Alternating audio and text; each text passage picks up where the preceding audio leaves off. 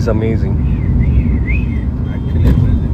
This is the view we were looking from such a long time. We wanted to go out. Nature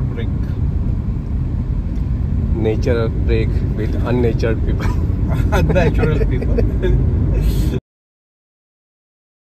मेरे प्यारे देशवासियों, प्रयागराज में महाकुंभ का श्री गणेश हो चुका है।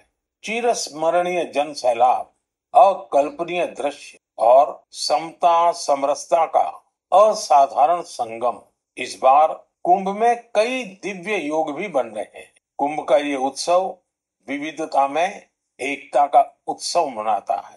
चला तर मग एक गोष्ट सांगतो, फार वर्षापूर्वीची नाहीये, म्हणजे जास्तीत जास्त गेल्या काही महिन्यातलीच असेल। तर आमचं ठरलं होतं यंदा कुंभमेळा बघायचाच, गंगेच्या घाटावर मस्त डुबक्या मारायच्या आणि पुण्य मिळवायचं, आणि हो एकदम इंस्टाग्राम वरती फोटो काढायचे, रील्स बनवायचे, युट्यूब व्लॉग बनवायचे, व्हिडिओ बनवायचे, धमाल करायचे। सगळं प्लॅन झालं होतं, आता फक्त प्रवास करायची दोरी होती।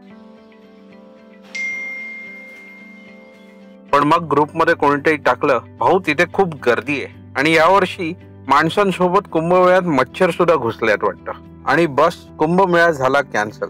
पण इथे सुरू झाला आमचा नवीन अध्याय, नॉर्थ ईस्ट इंडिया म्हणजे ईशान्य भारताच्या प्रवासाचा, जिथं घाट नाही पण खऱ्या खुऱ्या ढगात पोचणारे डोंगर आहेत, जिथं डुबकी नाही तर शांततेत हरवून जाणारे तलाव आहेत, आणि सगळ्यात महत्वाचं गर्दीचा मागमूस सुद्धा नाही। आणि म्हणूनच ही गोष्ट आहे कुंभमेळ्याच्या डुबकी पासून सुरू झालेली आणि हिमालयाच्या कुशीत विसावलेली। चला तर मग पाहूया नॉर्थ ईस्ट इंडिया ईशान्य भारताचा हा भन्नाट प्रवास with your one and only pin code Prashant.